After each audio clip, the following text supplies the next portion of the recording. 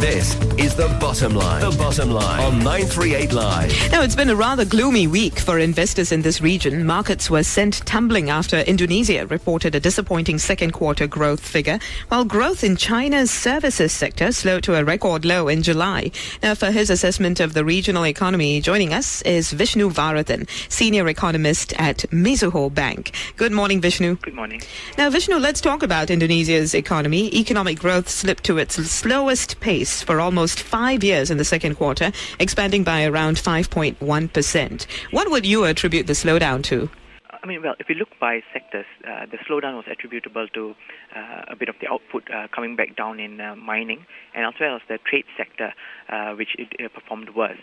This can, of course, be tied back to, early this year there was a ban on ore exports. So that brought down the output in this sector, so that's not surprising.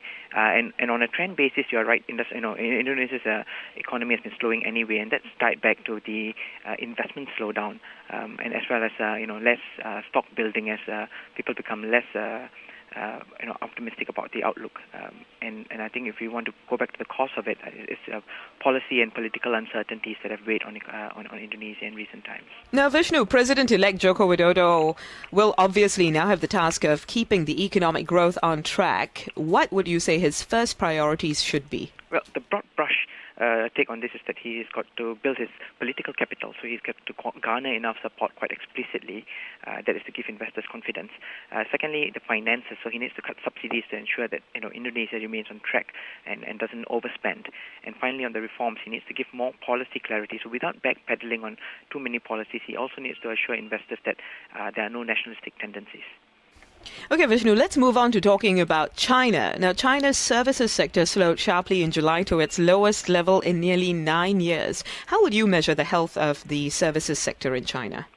It does look like the services sector is beginning to underperform the manufacturing sector, but I think that we can attribute back to the property market slowdown. So a lot of the ancillary services that are related have slowed down, and also the wider crackdown on corruption as well as the pricing monopoly issues. I think that's also slowing down things. But overall, we think that as China bottoms, services will begin to pick up again. Now, India's central bank said this week that it's seeing signs of recovery in its economy, even though the monsoon season had a weak start. Can growth in Asia's third largest economy see a strong pickup this quarter, you think? We are looking for a pickup to come through. Third quarter pickup could be, of course, interrupted by the division monsoons, so on and so forth. But it does look like the reform momentum should keep India on track to get back to 6% growth by middle of next year. Finally, Vishnu, how would you describe the performance of the overall Asia ex-Japan economy to date? In short, I think it's patchy but gaining traction. I think we've seen some of the indicators improving, and the outlook also looks quite upbeat given continued U.S. recovery and China stimulus, as well as momentum picking up in India. But we watch for what happens with U.S. policy and interest rates. Thank you very much, Vishnu. Vishnu Varathan, senior economist at Mizuho Bank. Thanks for joining us on The Bottom Line.